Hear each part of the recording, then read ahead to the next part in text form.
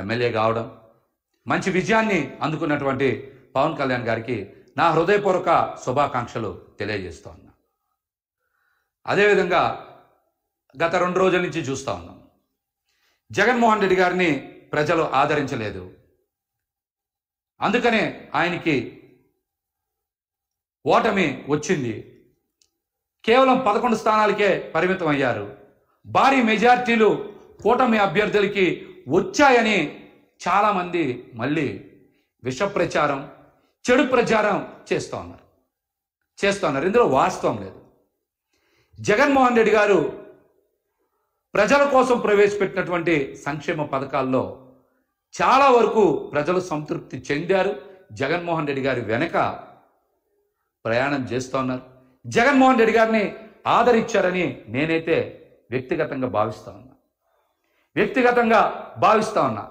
ఈ రోజున మనందరికీ తెలుసు, తెలుగుదేశం పార్టీకి వచ్చినటువంటి ఓట్ల శాతం 45.6, వైఎస్ఆర్సీపీ పార్టీకి వచ్చిన ఓట్ల శాతం 40% ఓట్లు వచ్చినాయి. అంటే ఈ రాష్ట్రంలో ఈ 2 ప్రధాన పార్టీలకి మధ్య ఉన్న వ్యత్యాసం కేవలం 5.5%. కేవలం 5.5% మాత్రమే. కానీ చాలామంది జగన్మోహన్ రెడ్డి గారికి ఏదో ప్రజల నుంచి ఆదరణ లభించలేదని మాట్లాడుతున్నారు. ఇది కరెక్ట్ కాదు. వైఎస్ఆర్సీపీ పార్టీ ఎలక్షనీరింగ్ చెయ్యకపోవడం వలన, నాయకుల మధ్య సమన్వయం లేకపోవడం వలన కేవలం 5,000 నుంచి 12-13,000 ఓట్ల వ్యత్యాసంతో 88 స్థానాల్ని కోల్పోయింది. 5,000 నుంచి 12-13,000 ఓట్లు గనక 88 నియోజకవర్గాల్లో సాధించుంటే ఖచ్చితంగా 88కి 11 కలుపుకొని 99, అంటే 100 నియోజకవర్గాలు గెలుచుకొని జగన్మోహన్ రెడ్డి గారు మళ్ళీ ముఖ్యమంత్రి అయ్యేవారు. అదేవిధంగా ఇంకొక చిన్నది కనుక యాడ్ చేసుకుంటే, ఓట్ల వ్యత్యాసం కనుక యాడ్ చేసుకుంటే 4-5 వేల ఓట్ల నుంచి 13-14 వేలకి మరొక 3-4 వేల ఓట్లు కనుక కలుపుకుంటే, అంటే 18,000 ఓట్లు కనుక సాధించుంటే మరొక 31 స్థానాలు పెరిగాయి. అంటే 119 స్థానాల్లో వైఎస్ఆర్సీపీ పార్టీ గెలిచేది. ఇప్పుడున్న 11 స్థానాలు కూడా జత కలిస్తే 130 స్థానాలు అయ్యాయి. ఇది కేవలం ఎన్ని వేల ఓట్లు తేడా?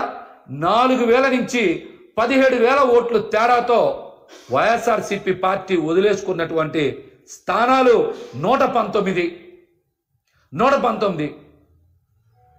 ఈ 11 కూడా కలుపుకుంటే 130 స్థానాలు వచ్చాయి. అంటే వైఎస్ఆర్సీపీ పార్టీకి మరొక 10 లక్షల ఓట్లు పడుంటే జగన్మోహన్ రెడ్డి గారు రెండోసారి ముఖ్యమంత్రి అయ్యేవారు. కేవలం కూటమికి వైసీపీ పార్టీకి మధ్య వ్యత్యాసం, ప్రభుత్వ ఏర్పాటుకి వ్యత్యాసం కేవలం 10 లక్షల ఓట్లు మాత్రమే. కానీ దీన్ని భూతద్దంలో చూపించి విష ప్రచారం చేయాలని చూస్తూ ఉన్నారు. ఈ కుట్రలు ఎక్కువ రోజులు కొనసాగమని కూడా తెలియజేస్తా ఉన్నా. ఇక్కడ నాయకులు ఈరోజు బయటకు వచ్చి జగన్మోహన్ రెడ్డి గారినో లేకపోతే కొంతమందిని బాధ్యులను చేసి బయటకు వచ్చి మాట్లాడుతూ ఉన్నారు. ఇది సందర్భం కాదు. ఓటమి చెంది నిరాశలో ఉన్నటువంటి కేడర్కి, అదేవిధంగా మరొక మారు ముఖ్యమంత్రి అవుతాడని ఆశించినటువంటి ప్రజలకి అండగా నిలవాల్సినటువంటి తరుణం. నాయకులు ఈ విషయాన్ని గ్రహించాలి. కార్యకర్తలకి, ప్రజలకి అండగా నిలవాలి.